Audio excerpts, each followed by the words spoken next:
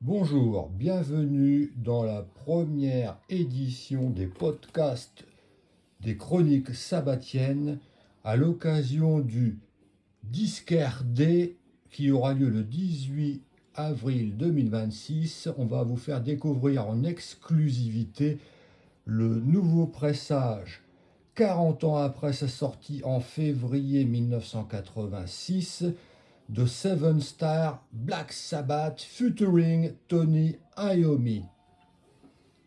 Alors, donc, il sortira le 18 avril. Voici en exclusivité le pressage. Donc, remasterisé des analogues tape. Alors, celui-ci inclut comme son édition 2010 en CD le remix de No Stranger to Love en bonus, bon, ce qui est la moindre des choses. A contrario, l'année dernière, dans le record des stores 2025, qui avait vu la réédition de The Eternal Idol, là, on n'avait pas eu les bonus Some Kind of Woman, ni même Black Moon, donc là ça avait été quand même une relative déception, même si le vinyle était remasterisé et donc proposé à l'époque en vinyle rouge pour la première fois. On était vraiment quand même déçus de ne pas avoir les deux titres bonus remasterisés et mis enfin sur le CD, sur le vinyle, pardon, ça aurait été vraiment un atout supplémentaire. Alors, dans l'édition cette année du Disquaire D, voilà, j'ai mis mes petits gants pour, comme les disquaires japonais, les petits gants blancs pour pas altérer le vinyle. Voilà, donc proposé en vinyle rouge et noir, très sanglant, du plus bel effet. Alors, ce qui est un peu dommage, on va dire, c'est que là, on n'est pas quand même dans un passage 180 grammes. Il est un peu léger au niveau de la consistance. Mais enfin bon, on va pas s'en plaindre. Cette fois-ci, ils ont fait quand même un bel effort au niveau de la présentation. Hein, c'est quand même la première fois que ce vinyle est réédité de façon officielle depuis quasiment sa sortie. Donc on va saluer cette initiative. D'ailleurs, Seven Star, un disque que j'apprécie particulièrement avec Glenn Hughes, même si c'est un album souvent décrié, voire délaissé dans la discographie de Black Sabbath. Alors évidemment, c'est pas la première remasterisation.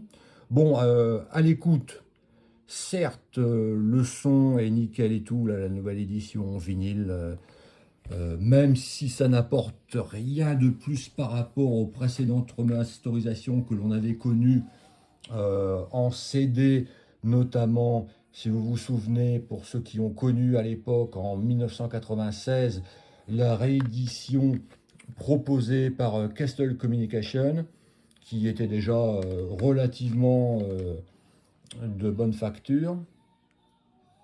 Voilà pour souvenir. Et en 2010, Seven Star avait bénéficié également d'une édition deluxe remasterisée donc en 2010, hein, proposée en double CD. Donc là, il y avait déjà, comme vous pouvez le constater, le remaster de No Stranger to Love qui était proposé à l'époque uniquement en maxi ou single, et on avait le droit en bonus à un live enregistré le 2 juin à Londres en 86. Alors là, avec bien entendu Ray Gillen au chant, ce qui était relativement un exploit dans la discographie de Black Sabbath, de voir officialiser la présence de Ray Gillen. Alors, on peut noter dans le remaster cette année via le record des stores que au niveau de l'insert intérieur de Seven Star, voilà, Seven Star, les crédits ont été légèrement revus. Voilà, c'était plus étoffé. Et vous pouvez noter que dans le Special Thanks to Lita Ford, Mrs. Sylvia Yomi, la mère de Tony Yomi, Lisa Ford et David Arden. Alors là, évidemment, vous pouvez imaginer que ces Special Thanks Credits ont été totalement écartés. Et alors, vous pouvez noter aussi, à l'époque, toujours la grande délicatesse. On avait déjà vu, par exemple, l'insert, un insert qui indiquait, qui tronquait le nom de Ronnie James Dio en Ronnie Dio. Là, à l'époque, vous avez Glenn Hughes, donc H-U-G-H-S, on oublie le E. Bon, alors, peut-être une simple erreur, on va dire, de frappe. Là, on peut constater que Glenn Hughes a été remis voilà, à l'honneur et convenablement orthographié. On note aussi que dans les deux, pour une des premières fois, on voyait Additional Lyrics by Goff Nichols, enfin crédité, enfin reconnu pour sa participation dans Black Sabbath. Voilà, donc alors pour le nouveau remaster, on est dans une présentation classique. Il n'y a pas de bonus supplémentaires dans les notes, etc. On retrouve les paroles, vous voyez, comme le pressage classique de l'époque. Donc là, j'ai pris par exemple le pressage néerlandais de 1986. Donc on retrouve exactement les mêmes similitudes qu'à l'époque.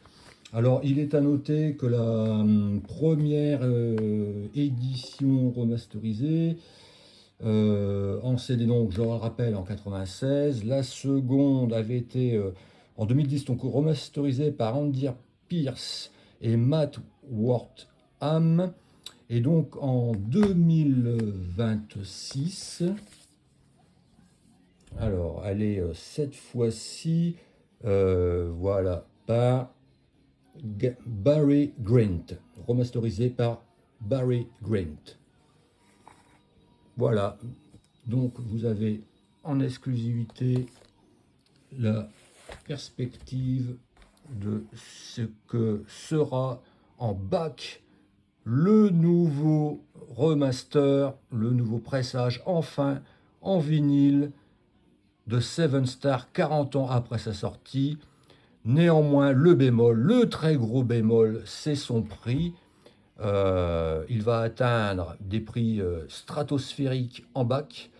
Donc là, je pense que c'est uniquement les fans die hard ou ceux qui n'ont vraiment pas réussi à mettre la main sur le pressage vinyle qui vont se ruer dessus, parce que franchement, le prix a de quoi en refroidir plus d'un.